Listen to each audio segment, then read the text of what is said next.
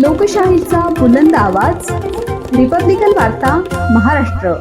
छत्रपती संभाजीनगर शहरात महानगरपालिकेच्या वतीने अतिक्रमण हटवण्यासाठी इतिहासातील सर्वात मोठी कारवाई सुरू करण्यात आली आहे।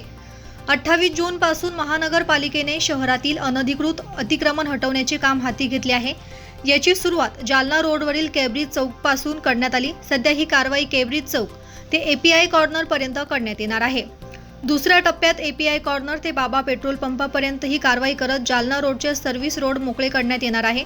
या कारवाईत निवासी भागामध्ये रहिवाशांना 15 ऑगस्ट पर्यंत मुदत देण्यात आली आहे। या कालावधीत त्यांनी कोर्टात शपथपत्र दाखल केले नाही तर त्यांच्यावर सुद्धा कारवाई करण्यात येणार आहे।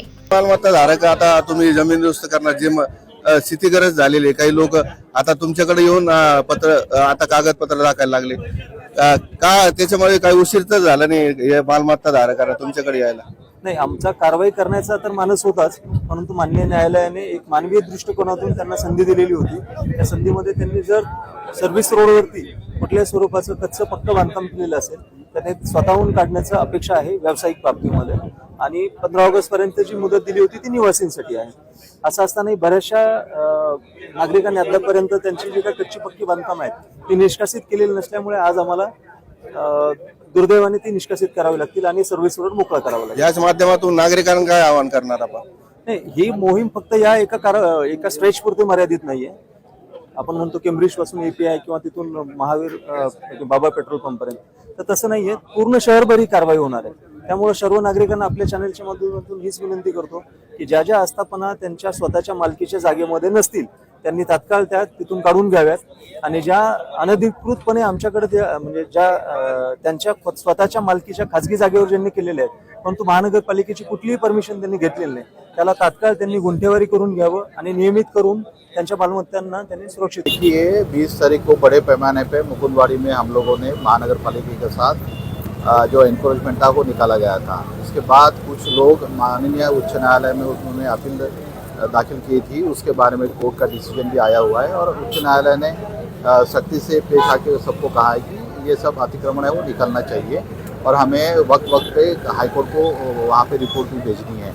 इसके बाद 3-4 दिनों से काफ़ी प्लानिंग के बाद अभी आज ये जालना रोड का जो अतिक्रमण है वो पूरी तरह से निष्कासित करने के लिए जांच टीम बनाई गई है। इसमें महानगरपालिका के लगभग 300-400 जवान हैं, पुलिस के लगभग 400 जवान हैं और हम यहाँ का अतिक्रमण है वो निकाल रहे हैं। बाकी शहर में जहाँ जहाँ पर भी अतिक्रमण होगा महानगरपालिका के उसके बारे में उनको जानकारी है।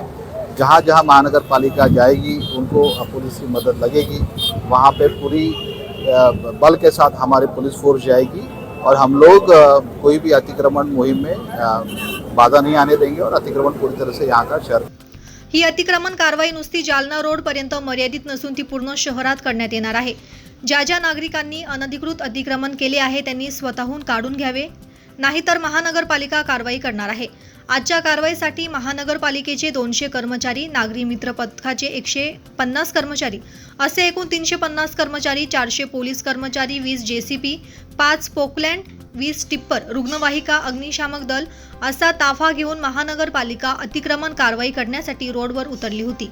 ही कारवाई इतिहासातील सर्वात मोठी अतिक्रमण हटाव कारवाई असल्याचे नागरिकांतून सांगण्यात येत आहे। रिपब्लिकन वार्ता Maharashtra वृत्तवाहिनीसाठी Aurangabad Marathwada उपसंपादक Akbar Shah. Subscribe now and press the bell icon. Never miss an update.